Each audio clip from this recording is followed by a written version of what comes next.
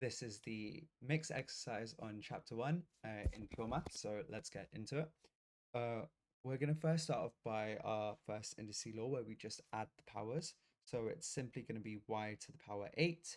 For part B, we're going to do 3 times 2, which is 6, and then it's going to be x to the 7. For the next question, we're going to expand out the brackets. So we need to make sure we do 4 cubed, and that is the trick that we are not going to fall for. So 4 cubed is 64, and x squared cubed is x to the power 6. And then we simply need to divide this by 2x to the 5. So it's going to be 32x, and that's my answer. For part D, we are going to be doing 4 times 3, which is 12, and b to the power 9, because 2 plus 3 plus 4. Okay, let's move on to the second question. So we've got to expand and simplify if possible. Well, it is definitely possible. So we're going to do our FOIL method. So first is x squared. Then on the on the outside, it's going to be x minus 5. So we've got minus 5x. On the inside, it's plus 3x. And then we've got minus 15. So it's going to simplify down to minus 2x minus 15. Okay, for part B, we've got to do our FOIL method again.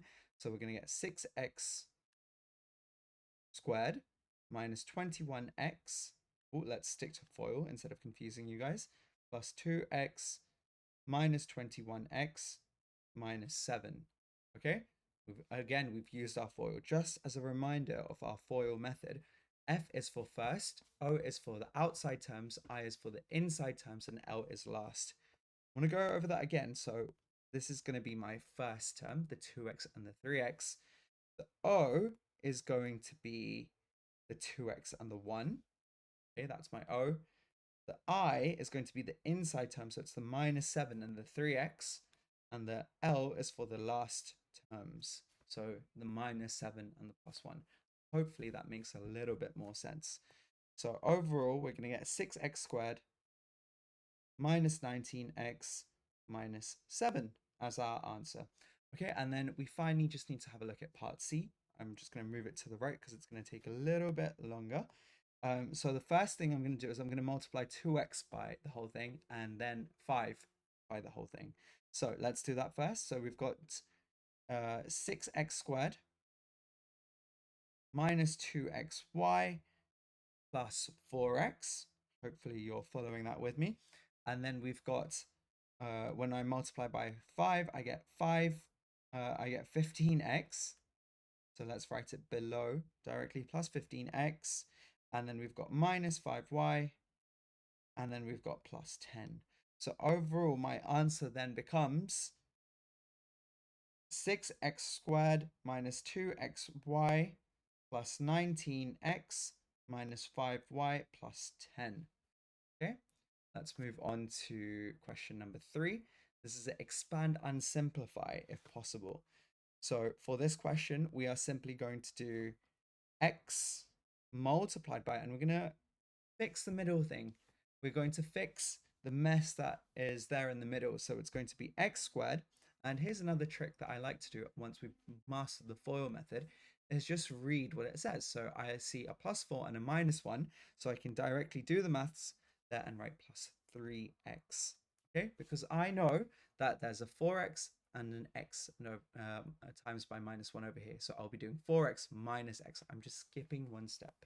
But please do not do that if you are practicing in the first place. If you are revising, then you can go on to that stage. But definitely have a go at both methods and see what you prefer. Now I'm just going to multiply everything by x, and then I will have my answer. So I'll have x cubed plus 3x squared minus 4x. Let's move on to part B. Again, we'll switch our colors. So now for something like this, I'm going to expand 2 of the brackets first and then multiply out by the 3rd bracket. It is going to be a bit tiresome, but we will get there eventually. We can do any side that we want. So I'm going to do x plus 2 whole squared. Oh, not whole squared. It should just be x plus 2. And then we're going to get x squared plus 4x minus 21. And we're going to be expanding all of this out. So when I multiply through by x, I get x cubed plus 4x squared minus 21x. And just directly below it, I'm going to be writing out our what we get when we multiply by 2. So we get plus 2x squared plus 8x and minus 42. So overall, my answer is going to be x cubed plus 6x squared minus 13x minus 42. Hopefully that makes sense. Let's move on to our last question, part C. So in this question, I'm going to multiply out the first two terms and then by the third. So if I multiply that out, I get 2x squared plus 3x. I'm not going to plus 3x minus 4x. I'm not going to take any shortcuts here because I don't want to end up making a mistake because it's not the standard x and x in our brackets. So we want to make sure that we spend a little bit longer on this question just to make sure that our work is accurate. And then our last term is minus 6. Okay, and I'm going to be multiplying this by 3x minus 1. Let's just simplify this first because otherwise it's added steps. So it's going to be 2x squared minus x minus 6 multiplied by 3x minus 1. Okay, so we just need to expand this. What I'm going to do over here is I'm going to get 6x squared minus 3x squared. Oh, it would be 6x cubed. My apologies. Minus 3x squared minus 18x. And then I need to multiply everything by -1. So I'm going to get minus 2x squared plus x plus 6. So overall, my answer is going to be 6x cubed minus 5x squared minus 17x plus 6. Okay. As you can see, the benefit of writing everything out like this is that it all aligns and it becomes very easy to add. Let's move on to some more expand the bracket type questions. Part A, so this is going to be 15y plus 12. Part B, in a different color, this is going to be 15x squared minus 25x cubed plus 10x to the power 4. And whenever we write these, we tend to write them in order of increasing or in order of decreasing power. So it should technically be the other way around, but it really does not make that much a difference unless it's specified by the question. So just for now, I'm just going to write it as so. Let's move on to part C. So part C I'm going to do in blue. So this is just going to be 10x squared plus 15x. And underneath it, we're going to write everything so it all aligns. So it's going to be minus 2x and then plus 6x squared. Just be careful here. When you're timesing a negative and a negative, it becomes a positive. So it's going to be plus 6x squared. So overall, we're going to get 16x squared minus 13x. Okay, let's move on to part D. Now, for this question, let's just move this slightly further across. We are simply going to, let's do this in pink.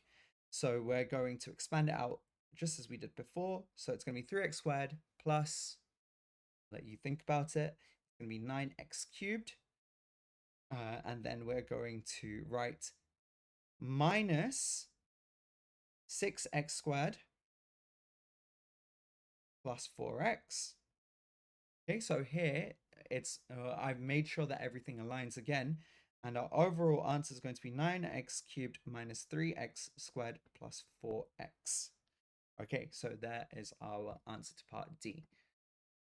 This is part 1. The next part of this video will be uploaded on my Skillshare course. So if you do want me to go through the full mixed exercise, please sign up using my free trial link and you will find the content there. Alternatively, you can buy my course through the link in the description.